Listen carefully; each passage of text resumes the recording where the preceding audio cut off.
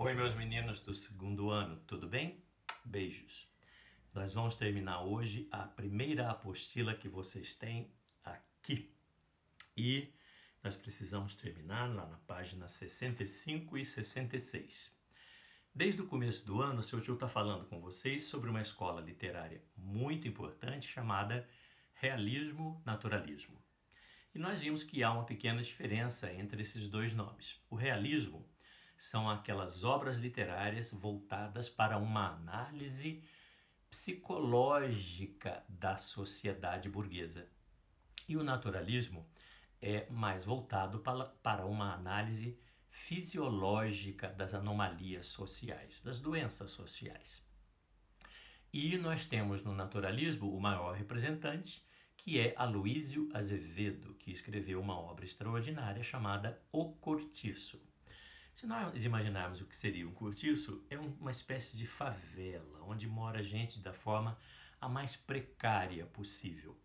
Então será feita uma análise pelo Aloísio Azevedo dessa sociedade doente, principalmente por conta das condições de vida que são extremamente precárias, a pobreza, a miséria daquela gente. E evidentemente que há muitas pessoas que ganham com a miséria daquele pessoal todo que mora num cortiço, numa favela. Os livros naturalistas, eles seguem uma tendência lá do século XIX chamada de romances de tese. Isto é, o sujeito queria provar uma determinada tese que ele tinha, científica, ele procurava então um ambiente social e ele fazia uma análise. A gente chamaria no teatro de laboratório, como se ele fosse lá e especulasse como é a vida daquelas pessoas, como é a vida daquela sociedade, e depois mostrasse racionalmente que ele tem razão na tese que ele produziu. E esse cavalheiro Luiz Azevedo queria mostrar como era a condição de vida num cortiço do Rio de Janeiro no final do século XIX. Ele não se preocupa com sentimentalismos, ele vê o homem como um animal a mais. Nesse sentido, a gente chamaria de zoomorfismo. As pessoas são vistas como bicho, tratadas como bicho e são até descritas como se fossem animais. É um pouco pesado o naturalismo, sabe? E ele lida com anomalias que a gente vai ver que são traições, assassinatos, sexo feito de maneiras um pouco exóticas, há um extremismo, mas não há, não há grandes críticas, é quase que racional o pensamento. Vamos à obra. O Cortiço é uma das obras mais gostosas de se ler e mais interessantes. Por que a gente não gosta e não lê tanto? A linguagem do século XIX nos afasta um pouco desse livro que é delicioso. Eu contando, vocês falam, ai que delícia, quero ler. Quando chega, a linguagem é um pouco antiga, vocês ficam um pouco desanimadinhos, mas é delicioso e importante, porque sempre cai nos vestibulares, ok? Vamos à história. Estamos no Rio de Janeiro, final do século XIX, na época, do período ali da abolição da escravatura, um pouco antes, durante, um pouquinho depois. E nós vamos ter alguns espertalhões, que são os cavalheiros portugueses de Portugal, que vieram para o Brasil para enriquecer. Nós teremos o Miranda e nós teremos o João Romão. O Miranda resolveu subir na vida casando-se com uma moça brasileira que tinha grana. O pai dela deixou de herança para eles uma loja num sobrado e eles viviam ali naquele sobrado e o Miranda se aproveitava da Estela, que tinha dinheiro. Eles tinham uma filha chamada Zulmira. O Miranda não tinha muita certeza se a Zulmira era filha dele, não, porque a Estela não era flor que se cheirasse. A Estela era uma espécie de ninfomaníaca. Gostava muito de sexo e não fazia questão de respeitar muito o marido. O marido, por sua vez, sabia, mas ele também estava se aproveitando dela, então era um acordo meio que deixa pra lá. Estão vendo? Meio sem sentimentalismo, né? Um se aproveitando do outro. O bendito do João Romão ele abriu um barzinho, uma vendinha muito miudinha, mas conheceu uma escrava chamada Bertoleza. E essa escrava, o dono dela, vivia em Minas Gerais e ela ficava no Rio de Janeiro trabalhando, vendendo doces e produtos para poder mandar para ele. Boa parte do que ela ganhava ia para o patrão que estava lá em Minas Gerais. E ela ficava com um pouquinho. E a Bertoleza disse assim: esse pouquinho eu vou guardar e vou comprar a minha carta de alforria, a minha carta que me liberta. E guardou uma boa grana. Só que um belo dia ela conhece o João Romão e diz para ele que ela tinha um dinheiro guardado. O João Romão diz assim: e passa para mim sua grana que eu preparo para você a sua carta de alforria. Claro que nós entendemos que ele não vai pegar o dinheiro e comprar carta nenhuma. Ele finge escrever uma carta para ela, pega o dinheiro e investe. Ele investe na estalagem São Romão, um cortiço. E esse cortiço ficava perto de uma pedreira, onde muitos trabalhadores trabalhavam, gente, quebrando pedra. Olha que coisa mais animalesca. E esses cavalheiros que moravam longe da pedreira, eles queriam ter um acesso facilitado, para não ter que gastar muito tempo. Então acabaram alugando as casinhas do João Romão e comprando na vendinha do João Romão. E levaram as suas esposas para morar lá e elas eram lavadeiras, lavavam roupa, porque tinha muita água ali naquela estalagem, naquele cortiço. E aquilo virou um burburinho, né? Um monte de lavadeira, perdi meu sabão, quem foi que pegou meu negócio? E ali tinha cachorro, gato, galinha, criança, tudo misturado naquele brejo, jogava aquelas bacias de água com sabão no chão, e ali tinha galinha, jacaré, tudo misturado. E era uma bagunça de barulhos, e os moços chegavam do trabalho, e opa, encostava na moça que estava lavando roupa, e era muito natural, aquelas casas tudo muito próximas umas das outras, e muita violência, e gritaria, e barulho. Como a gente pode entender, há uma descrição muito detalhada de cheiros, audições, gritos, visões, tudo muito detalhe dos 5 sentidos. Veja que são os 5 sentidos humanos. E o Aloísio, ele detalha, descreve com perfeição todos os nossos sentidos. O tátil, o olfativo, o auditivo, tudo é descrito ali naquele livro maravilhoso. E nós vamos ver esses cavalheiros subindo cada vez mais de vida. Um belo dia, na casa do Miranda, vai morar um rapazinho que veio também do interior para estudar, e o rapazinho meio que se liga na Zulmira, que se liga para ele também. Mas a Estela bateu os olhos no menininho e disse: agora eu vi, agora eu quero. Você acredita que a Estela acabou tendo um caso com um rapazote, que era até menor de idade? Nós estamos falando de anomalias sociais. Naquele tempo não era nem considerado, mas hoje para nós é um pouco complicado. Essa senhora casada tem um caso com um menininho de 15, 16 anos. E ali o João Romão foi cada vez subindo mais na vida, sempre tapeando as pessoas. Cobrava o aluguel das casas, cobrava da estalagem dele, da loja dele onde ele vendia. A Bertoleza trabalhava feito uma doida para ele vender. Um belo dia ele comprou uma parte da pedreira e ele vai subindo na vida. Vejam vocês que os 2 espertalhões portugueses, a gente chamaria de brancos, estão tapeando muito a maioria daquele pessoal que era negro, mulato. Veja a questão do determinismo racial, né? Sem contar o determinismo do meio, o local transformando as pessoas. Dá um exemplo? Opa! Um belo dia, um casal de portugueses, Jerônimo e Piedade, com sua filhinha, resolvem morar no cortiço. E eles vieram com todas as características religiosas e cuidadosas na vestimenta, no jeito de comer, no jeito de beber, tinham características típicas dele. Mas o cortiço vai transformando aquelas pessoas. Eles eram religiosos, tranquilos, calados, até que um belo dia, num desses finais de semana, o Jerônimo escutou um batuque. Falou: que batuque é esse? Resolveu ir ver. Muita gente em volta de alguma coisa que se remexia no centro daquelas pessoas, felizes em volta. E quando ele chega para ver quem é que estava no meio, dançando, feito uma serpente, Rita Baiana. Uma mulata belíssima, sensual e que seduz imediatamente aquele português Jerônimo.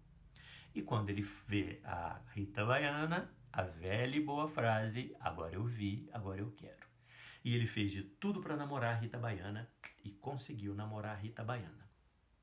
Perceba que há sempre nos negros e mulatos uma certa atração pelos brancos, como se dissesse assim, há uma limpeza da raça, os brancos são superiores, eu estarei próximo deles. Bertoleza pensa assim, Rita Baiana também pensa assim de certa maneira, apesar de namorar um rapaz negro que era capoeira chamado Firmo. E o Firmo, quando soube que o Jerônimo estava namorando a Rita Baiana, disse, espera lá, cara. E resolveu armar para o Jerônimo e eles se pegam violentamente. Acaba que o Firmo machuca bastante o Jerônimo, que vai ter que ir para o hospital, se cuidar, etc. O Jerônimo não vai deixar por menos, acaba um belo dia se vingando e acaba matando o Firmo. O povo do Firmo, que era de um outro cortiço chamado Cabeça de Gato, resolve vincar. E vão até o cortiço São Romão, que tinha por nome Carapicu, para a moçada que morava ali. E eles ateiam fogo ao cortiço. Aquilo, muita gente apavorada e tal. Entre mortos e feridos, salvaram-se quase todos. João Romão ficou estremecido, não se importou muito. Na verdade, fez uma boa de uma limpeza, construiu novas casinhas e foi só progredindo. Então veja vocês que esses cavalheiros estão progredindo, hein?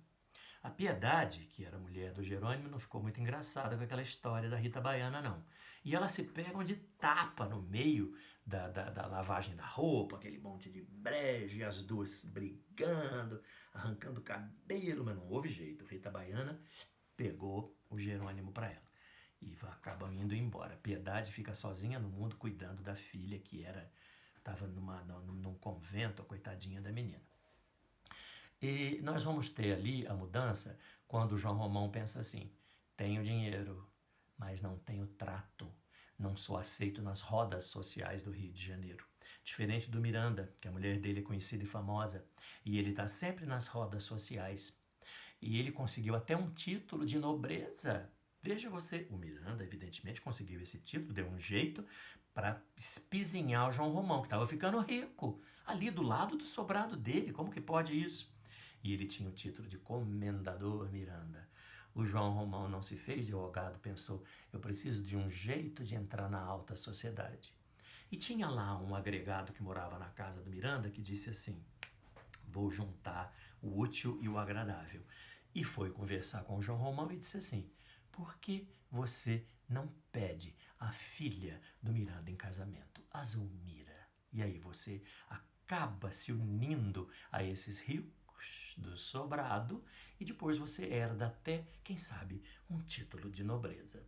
Ah, mas na mesma hora, o João Romão, que tinha muito dinheiro, mais que o Miranda, foi lá e fez a proposta. O Miranda falou, vou pensar.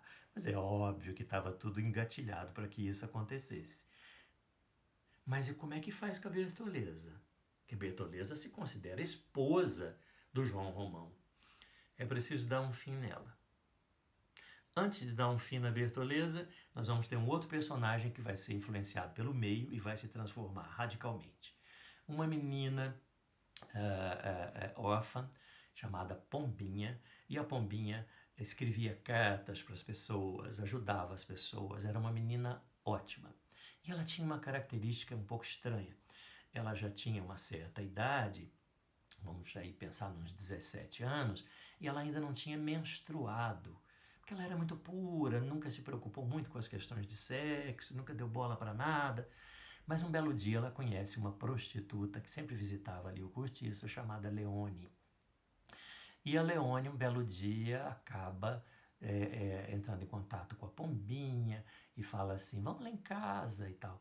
E um belo dia a Leone fala, vou dar um banho em você. E coloca a menina numa banheira para dar banho na menina e acaba tocando a menina de uma forma sexual. E a menina acaba menstruando de prazer. E ali ela pensa, como eu sou boba, como eu estou agindo errado. E ela, convivendo com aquela prostituta, ela diz, eu quero ter a vida dela. A vida de uma mulher respeitada, independente, e é assim que eu vou ser.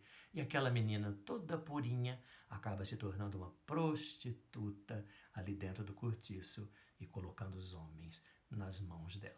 Veja aí o tema da homossexualidade, né? Agora vamos ao fim da Bertoleza. O João Romão, que estava convivendo com algumas pessoas importantes, estava se vestindo melhor, estava se ajeitando para entrar na alta sociedade do Rio de Janeiro, estava junto com o grupo dos abolicionistas, porque era moda estar no grupo dos abolicionistas, que queriam que os escravos fossem libertados no Brasil. Mas mesmo assim, ele precisando se ver livre daquela escrava, a Bertoleza, ele manda uma carta para o filho do dono dela, lá de Minas Gerais. A gente tinha até esquecido essa parte. E o rapaz vem para o Rio de Janeiro pleitear a escrava dele. E procura lá o João Romão e fala: é aqui que mora uma escrava Bertoleza, que é minha. A Bertoleza escutou, ela estava na cozinha preparando comida, preparando peixe, limpando o peixe, abrindo o peixe, tirando as tripas do peixe, a escama do peixe. E perceba que os detalhes serão muitos. Nós vamos sentir o cheiro do peixe sendo aberto, nós vamos ver as escamas prateadinhas caindo no chão, grudando na roupa da Bertoleza, quando ela escuta aquele cavalheiro FDP entregando ela que ela era uma escrava. E ela diz: ele não pode fazer isso comigo, mas não vai fazer mesmo. Pegou a peixeira que estava na mão dela e cravou na sua própria barriga e abriu de um lado a outro. Aquilo vazou tripa, vazou sangue, vazou tudo que tinha dentro do intestino. E toda a descrição é feita daqueles intestinos e sangues misturando, da Bertoleza com o do peixe, e o mau cheiro, e aqueles 40 graus do Rio de Janeiro. O sol é muito responsável por uma certa libidinagem do povo carioca do final do século XIX. Veja como a natureza é quase que responsável por tudo. As pessoas, coitadas, são apenas influenciadas pelo meio, pela natureza.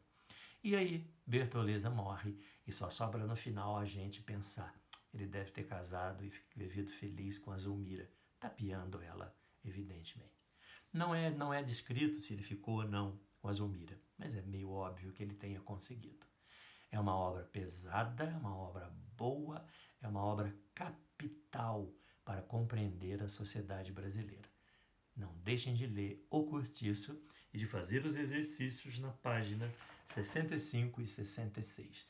Daqui a pouco eu volto para terminar os maias que eu prometi para vocês. Juro por Deus que a próxima aula é os maias. Um grande beijo.